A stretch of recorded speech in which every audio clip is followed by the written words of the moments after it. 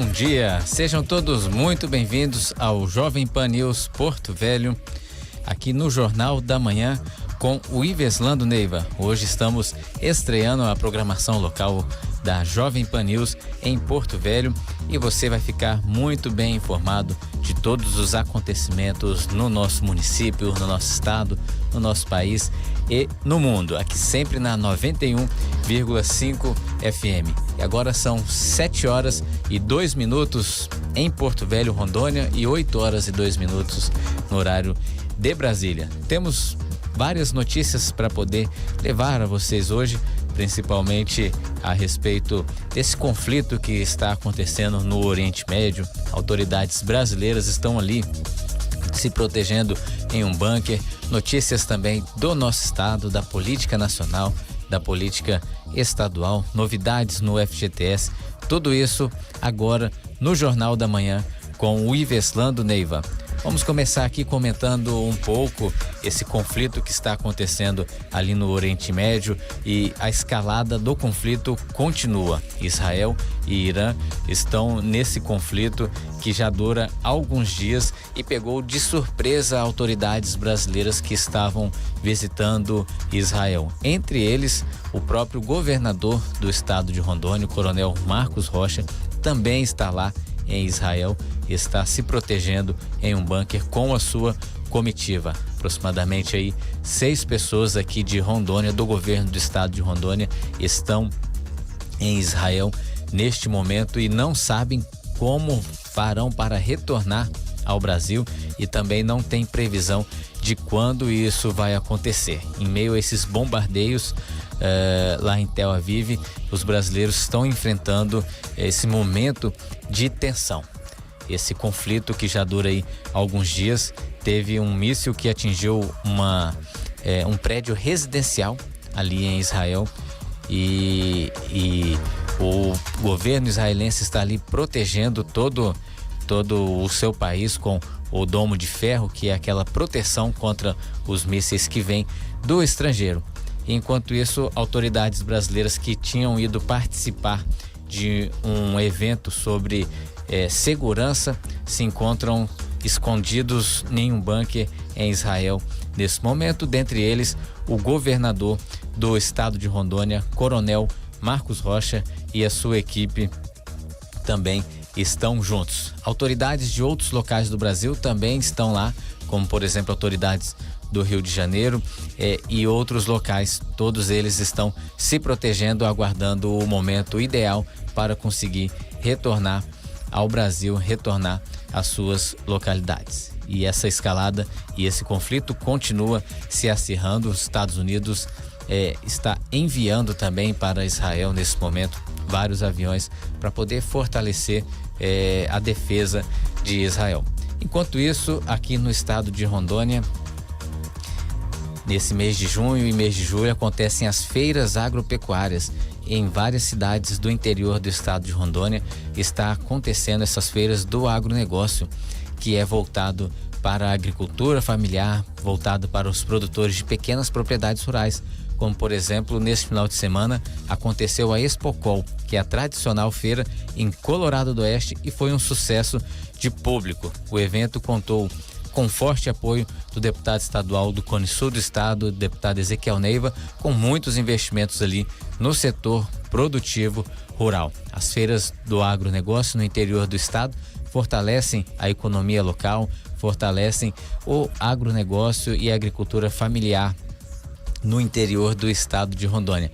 Várias cidades estão tendo as suas feiras neste momento, e isso acaba trazendo muito movimento para essas cidades e fortalecendo o setor produtivo local. E por falar no deputado Ezequiel Neiva, que esteve presente ali na Expocol, ele acompanhou também de perto o avanço na pavimentação asfáltica da Rodovia do Boi, que é uma rodovia que liga o Cone Sul do estado de Rondônia à Zona da Mata, aqui no nosso estado, conectando as cidades de Corumbiara e Parecis.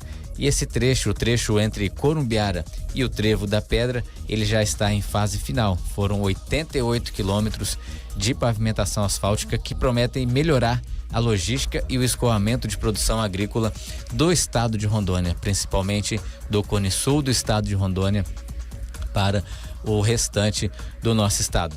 E por falar em exposições, neste ano a cidade de Porto Velho não terá a realização da Expovel. Foi divulgado pelos organizadores na semana passada que neste ano não irá acontecer a exposição aqui em Porto Velho. A divulgação ocorreu por meio das redes sociais e a organização esclareceu que a falta de estrutura mínima no Parque dos Tanques e a ausência de uma associação ativa e regularizada impediu a continuidade deste projeto e a exposição aqui em Porto Velho neste ano. É uma notícia triste para a economia local e também para a agricultura local, enquanto o interior do estado de Rondônia tem conseguido fazer as suas feiras de exposição do agronegócio. Em Porto Velho, infelizmente, neste ano nós ficaremos sem a Expovel. A gente espera que esse projeto seja retomado logo em seguida para os próximos anos, já que isso traz um fortalecimento para a economia local e também para o agronegócio local. O interior do estado de Rondônia sempre tem conseguido manter as feiras do agronegócio anualmente e sempre trazendo muitas novidades ali para quem gosta do agronegócio, para quem gosta da agricultura. Vamos falar de outro destaque agora, que é a saúde e ações do governo do estado de Rondônia, né? Outro destaque que nós temos neste momento é a recuperação do barco Hospital Walter Bartolo, que no início desse ano havia sofrido um naufrágio e o governo do estado de Rondônia está aí com uma operação no rio Mamoré para poder desencalhar aquela embarcação e fazer uma reforma do Hospital Barco, levando novamente a saúde para quem precisa, levando o atendimento médico para as comunidades ribeirinhas de difícil acesso ali na região de Guajará-Mirim. Então, o Hospital Barco Walter Bartolo, que sofreu um naufrágio no início desse ano, já está em fase de recuperação para poder voltar ao seu funcionamento, né? Temos que falar também do verão amazônico que está se aproximando e a prevenção dos incêndios. Com a chegada do verão amazônico, a Prefeitura de Porto Velho abriu um chamamento público para poder selecionar uma organização da sociedade civil que vai atuar na prevenção e o combate dos incêndios florestais e urbanos. Nós, aqui de Porto Velho, sofremos muito no ano passado com os incêndios, sofremos muito com a fumaça. Quem esteve em Porto Velho, quem vive aqui ou quem passou por aqui durante o período do verão amazônico, viu o quanto que ficou sufocante a nossa cidade, com muita fumaça.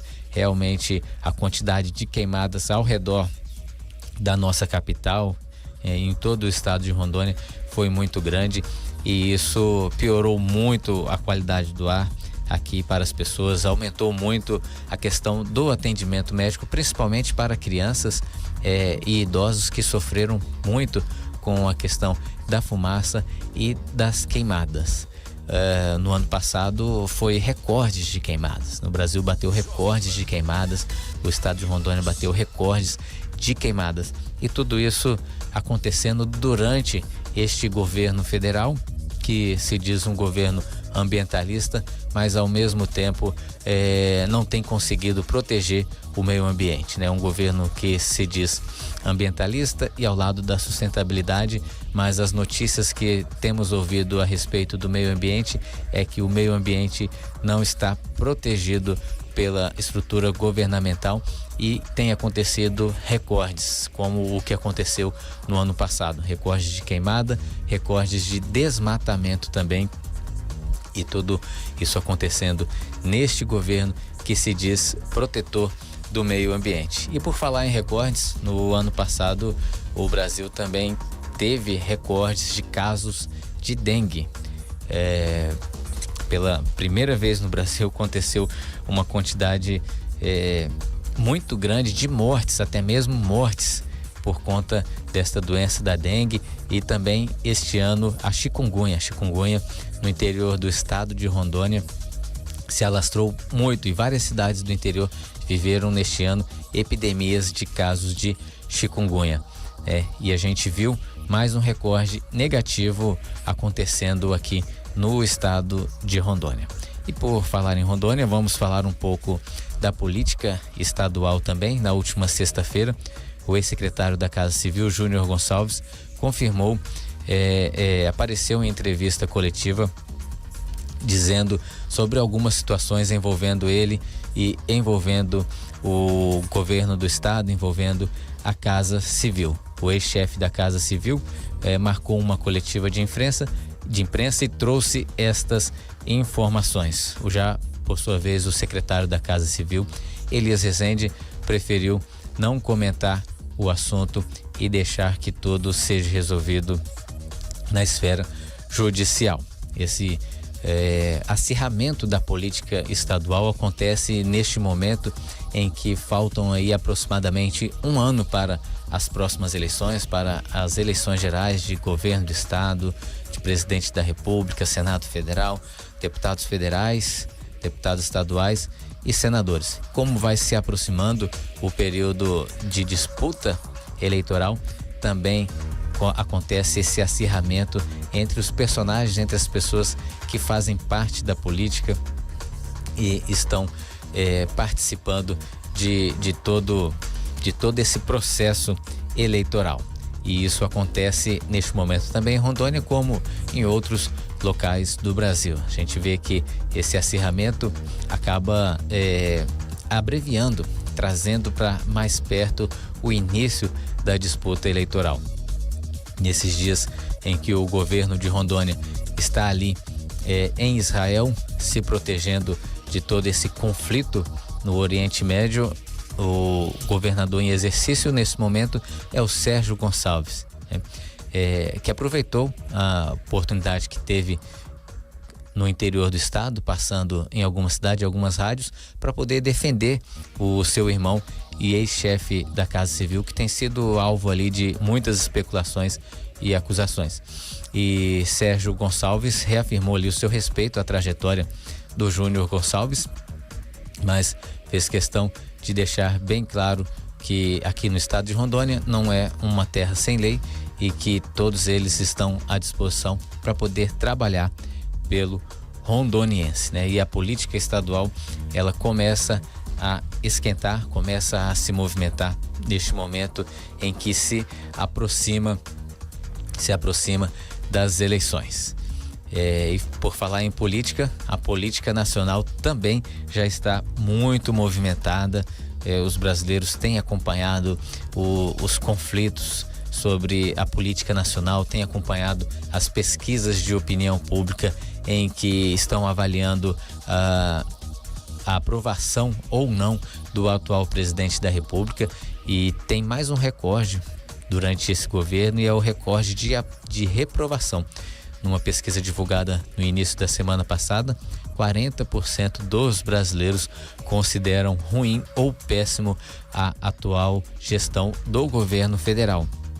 E isso aí já reflete no eleitorado também. As pessoas estão julgando como ruim ou péssima essa administração do governo federal nesse período que falta apenas um ano e alguns meses para o início das próximas eleições, e começa a acender uma luz amarela lá dentro do Palácio do Planalto, começa a acender uma luz amarela no grupo que está no poder, que está conduzindo a política no país, porque esse percentual de reprovação realmente é um percentual muito alto, um percentual altíssimo, que demonstra uma fragilidade neste momento. Partidos políticos estão se organizando, oposição se organizando, e até mesmo partidos da base aliada estão aí contrários a muitas políticas que está sendo desenvolvida pelo governo federal. Partidos como, por exemplo, União Brasil e o PP, que formam uma federação, a Federação União Progressista, já se reuniram e na semana passada publicaram a sua manifestação contrário ao aumento de tributos aqui no Brasil, contrários ao aumento do IOF, e esse movimento tem gerado dentro da Câmara dos Deputados uma união entre os parlamentares que querem bloquear as tentativas de aumentar a arrecadação, de aumentar a tributação por parte do governo federal. Nós temos aí um governo federal que a todo mês busca aumentar tributos, criar impostos, e isso tem incomodado muito o brasileiro, incomodado o cidadão e tem incomodado também os parlamentares. Tem refletido muito dentro da Câmara dos Deputados esta tentativa de arrecadação, de aumento da arrecadação do governo federal às custas do bolso do cidadão brasileiro. O Brasil, que já tem aí uma das mais altas cargas tributárias de todo o mundo, e estamos a todo o tempo vendo o governo federal buscando criar tributos novos numa tentativa desenfreada de conseguir pagar as contas, já que temos também um governo muito gastador, temos um governo que tem batido recordes de gastos e mesmo alcançando aí uma arrecadação recorde. Nunca no Brasil se arrecadou tantos tributos como se arrecadou no ano passado, está se arrecadando nesse ano. Mesmo com toda essa tributação sendo arrecadada, todos esses recursos que o cidadão brasileiro paga, as contas ainda não estão em dia. O governo não tem conseguido cumprir as suas obrigações, o que faz com que ele busque querer aumentar os tributos, busque querer arrecadar ainda mais. E os parlamentares federais, muito atentos a este movimento do governo, estão ali formando grupos para poder resistir a essa tentativa de, mais uma vez, enfiar a mão nos bolsos dos brasileiros e pegar o dinheiro para poder utilizar nos gastos. E o que tem deixado muito chateado o brasileiro é porque ele vê que os gastos do governo federal não têm sido gastos com interesse público, são gastos altíssimos aí com a primeira-dama, com muitas viagens internacionais, e tudo isso também tem sido mantido em sigilo. O governo federal, que está no poder hoje, foi um governo que defendeu a quebra desses sigilos dos gastos durante a campanha eleitoral de 2022, mas o que a gente vê acontecendo é o contrário disso. A gente vê um governo que tem criado sigilos de aproximadamente 100 anos ali nos gastos do governo federal, nos gastos da primeira-dama. Lembrando que a primeira-dama, ela não foi eleita para o cargo, ela não foi escolhida para esse cargo e não ocupa nenhum cargo dentro da estrutura governamental do Brasil, mas mesmo assim tem sido alvo de muitas críticas em razão de todo o gasto exagerado que ela tem tido nesse período em que ela está como primeira-dama do país. Bom, são 7h19, nós já estamos nos aproximando aqui do intervalo e vamos chamar o intervalo e logo mais nós retornaremos com muito mais notícias e muito mais informações para você. Continue conectado aqui na Rádio Jovem Pan 91,5 FM.